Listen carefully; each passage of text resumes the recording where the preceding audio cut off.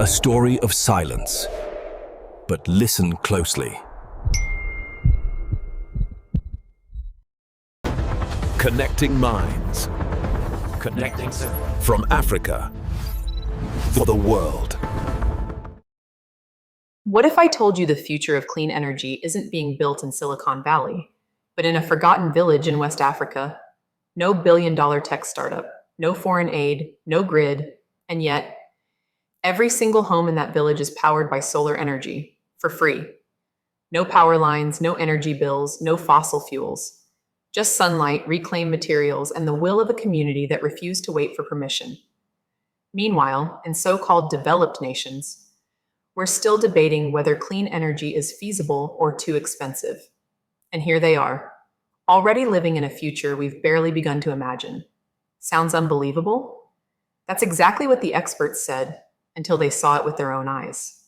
Now the question isn't, can they do it? The question is, why haven't we? Let's step back for a moment. Over 700 million people in the world still live without access to electricity. Not unreliable power, no power at all. In the United States, we lose power for an hour and it's headline news. In this village, generations lived in complete darkness. No lights, no fridges, no fans. Children studying by candlelight, if they were lucky enough to have candles. And for decades, the solution from the global north was always the same. Send aid, build massive infrastructure, loan money, then charge interest. But none of that worked. Here's the ugly truth. Central grids are expensive, fragile, and corruptible. Rural areas get left behind. And imported energy systems rarely survive the first thunderstorm, let alone years of wear. But this village, they didn't ask for aid. They built a solution with their own hands. Now imagine if this model scaled. Imagine if hundreds, no thousands of off-grid communities took control like this. Would global energy policy look the same? Let me ask you this. If a village without roads can power itself sustainably, what exactly is stopping us? If that makes you think, let me know in the comments. And if you believe stories like this need to be told, hit like and share this with someone who needs to hear it. His name is Aruna Diabate. Not an expert, not a politician, not a development worker with a fancy degree.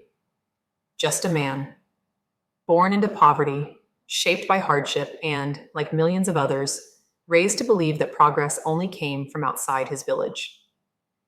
Aruna is a father of four, a farmer by necessity and an observer by nature. He watched more closely than most. He saw how foreign technicians came with shiny tools, posed for photographs, and left behind solar panels that no one knew how to fix. He remembered when the NGO truck rolled in with generators, loud, expensive, and gone by the next fuel shortage, and he paid attention when politicians promised electrification by 2030, while his village hadn't seen a working light bulb in 10 years. But Aruna didn't get angry. He got curious. What is electricity really? Why do some people get it like air, and others like him treat it like a miracle?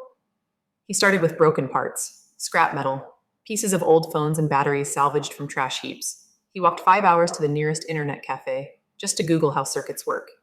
He watched YouTube videos in languages he barely understood, translating with neighbors who had studied French. And slowly, something shifted. It wasn't just wires and solar panels anymore.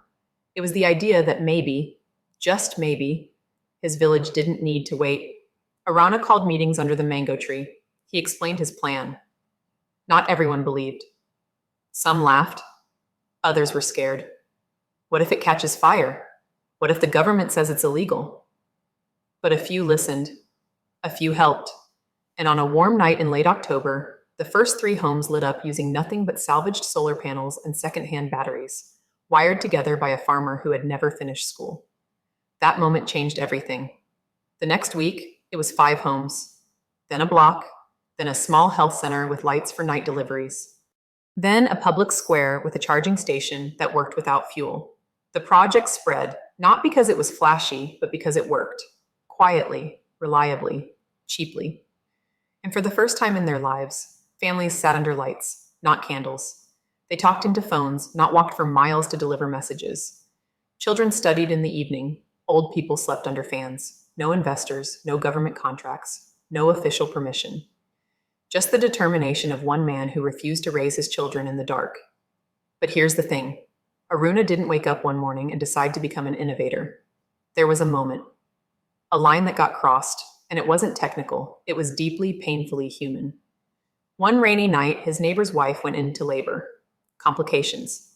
The village midwife did what she could, but the lantern died halfway through the delivery. The generator? Empty. No fuel, no backup.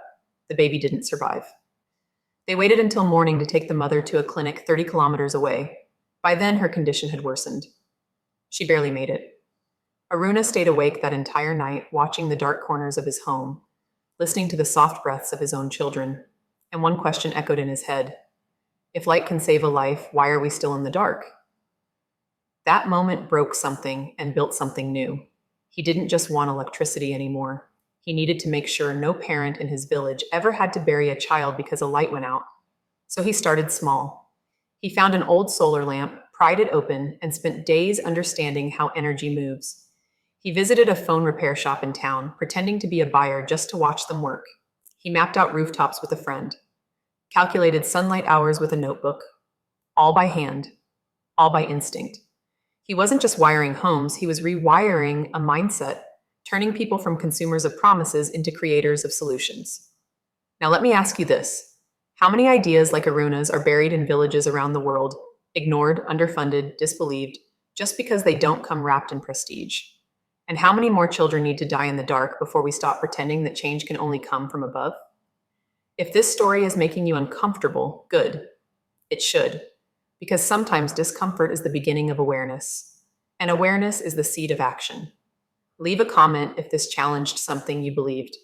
And if you think people like Aruna deserve the spotlight more than another billionaire promising solar on Mars, go ahead and share this story.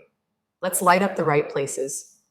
The beauty of what Aruna built isn't just that it works, it's that it was designed for people like him, by someone like him. No bureaucracy, no blueprint from a European consultant, just a system built for resilience, not perfection. It started with a question. What do we already have? What they had were rooftops. What they had was sunlight, 10 hours a day, 300 days a year. What they had was waste, discarded batteries, broken phones, abandoned metal frames, and solar panels considered too weak by foreign aid agencies. So Aruna flipped the script. He didn't try to import a solution. He repurposed what others threw away. He and a small group of villagers began collecting used panels from donation programs, junkyards, and even the local dump. They sourced lithium-ion cells from trashed electronics, recycled wiring from scrapped appliances. They tested connections late into the night, sometimes blowing circuits, sometimes lighting a bulb for 10 seconds longer than the day before.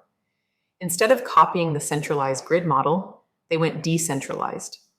Each house powered itself with its own small array, charging batteries by day, running lights and fans by night. No dependency, no waiting for a transformer, no fragile network to collapse during storms. And the cost? Less than $50 per household, all paid in labor, salvaged materials, and community trust. By removing fuel importation and contractors from the equation, they removed the excuse. No more we can't afford electricity. No more maybe next year. They did it now with scrap, sun, and stubbornness, and that right there is the most revolutionary part of all. Because when people realize they can build what they need, they stop begging for what they were told to want. Let's get into the guts of it, because this isn't just feel-good inspiration. It's solid, replicable engineering, accessible, affordable, and wildly efficient for its context. Here's how it works. Each household has a basic solar setup, 1 to 2 repurposed panels anywhere from $20 to $80 depending on availability, a charge controller built from salvaged electronics, a battery pack assembled from used lithium-ion cells, usually harvested from laptop batteries or broken smartphones, LED lighting strips, USB ports for charging phones or radios, and in some homes, enough surplus to power a fan or a small fridge. The panels are installed on rooftops using wooden or metal frames pulled from construction scrap. The charge controllers, sometimes crude, sometimes clever, regulate power flow and protect the batteries from overcharging. The batteries themselves are the most delicate piece of the system, so Aruna and his team test every cell before integrating it into a pack. Every component is labeled, documented, and easily swappable. If something breaks, it gets fixed locally. No need to send for replacement parts from abroad. And because every house runs its own setup, if one unit fails, the others keep running. There's no blackout, no collapse, no systemic failure. It's not sleek, it's not sexy, it's not what you'd see in a Tesla showroom.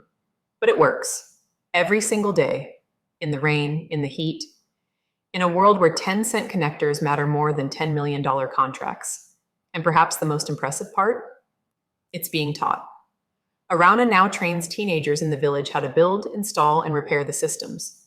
There's no school for this, yet, but they're building one. Not with permits and donors, but with chalkboards, spare parts, and the radical belief that knowledge belongs to everyone. Now pause and think about that. In cities across the globe, people debate the ethics of energy monopolies. In this village, teenagers are learning to build their own power independence by age 16. So I'll ask you again, why are we still waiting for the future when people like Aruna are already living in it? And if they're doing all this with scraps, what's stopping us, with all our money, access, and privilege, from doing even more? If that question hits you where it matters, share this. Because solutions like this don't need more permission. They just need more visibility. It's easy to talk about solar panels and voltage, but let's talk about what it really means. When a village moves from darkness to light, it means children no longer squint under candlelight or give up on homework when the sun goes down. It means a mother can nurse her baby under a ceiling fan instead of waving a cloth all night in sweltering heat.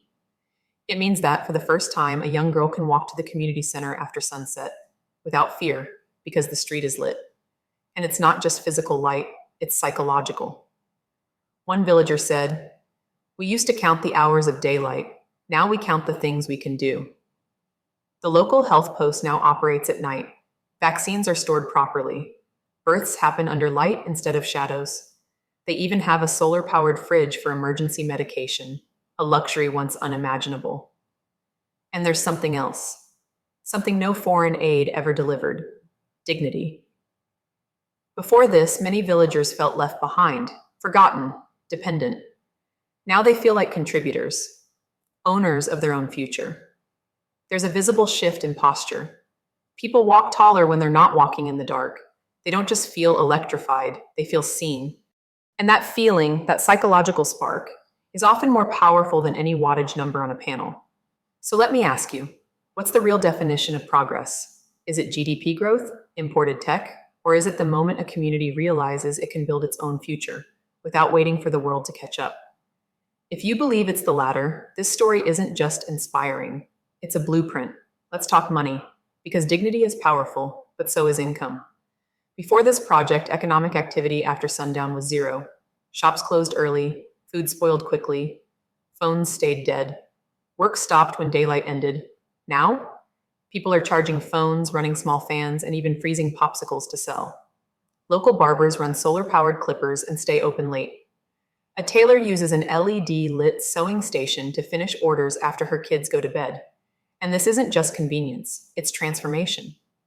Micro-businesses are emerging, energy-powered, self-funded, and community-based. There's a solar charging station in the market run by a group of women who used to rely on seasonal farming. Now they charge phones, radios, flashlights for a few cents each. It may sound small, but in this village, that's economic liftoff. And then there's maintenance. Arana's training program has created a new local skill economy. Teens are now earning money fixing systems, checking wiring, advising neighboring villages. No one waits for technicians from the city anymore. The technicians are being made right here. The ripple effect is undeniable. More light, more work hours, more productivity, more income, more reinvestment, more resilience. And the best part? This entire economic ecosystem runs on free fuel, sunlight. Compare that to national grids reliant on diesel subsidies, loan-funded infrastructure, or unstable government contracts. Let me be blunt. This is the kind of economy World Bank consultants write papers about. Only this one didn't come from a boardroom. It came from the dirt, the sun, and a community that refused to sit still. So here's a question.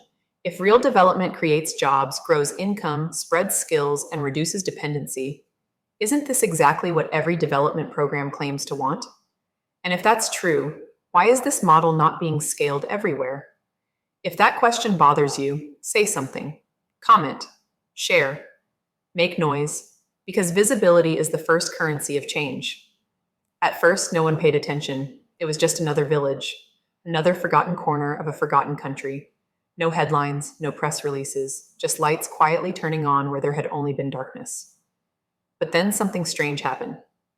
Engineers from the capital came to investigate. They couldn't believe these were salvaged panels. Couldn't explain how a man with no formal training had created a more stable microgrid than several state-funded pilot projects. Word spread. Within months, delegations from neighboring countries began visiting. Mali, Togo, Ghana. They weren't coming to deliver aid, they were coming to learn. Even some international NGOs were forced to rethink their strategy. Instead of importing solutions, they started asking Aruna how to support without interfering.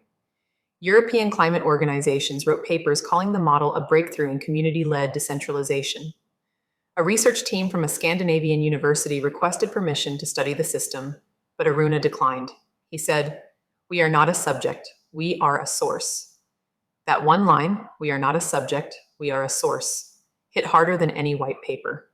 Because for too long, innovation has been defined by proximity to wealth, not proximity to need. And people like Aruna, they were seen as the beneficiaries of solutions, not the architects of them. But the reality is shifting. The world is beginning to understand. If you want resilient, scalable, low-cost energy solutions for a warming planet, you don't look to skyscrapers. You look to places where failure is not an option. You look to people who have no fallback plan, and so they build what works. And what's working in this village? It's not charity, it's not dependency, it's not theory.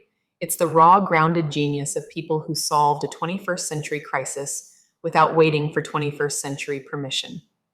So again, I ask, if this model can emerge from a place with no grid, no grants, and no government help, what excuse does the rest of the world really have?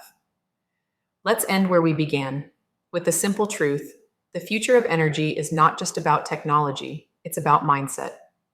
You can have all the innovation in the world, but if people still think they need permission to act, it means nothing. What Aruna and his village have proven is radical, not because of the hardware, but because of the worldview. They didn't wait, they didn't outsource their hope. They didn't ask for help that never came. They built what they needed with what they had, where they were. And that, more than any piece of tech, is the true revolution. Because when a village once known for power outages becomes a hub of energy literacy, when teenagers with no formal training are designing better systems than government engineers, when dignity, not dependency, powers an economy, then we're not just witnessing innovation, we're witnessing a redefinition of power itself.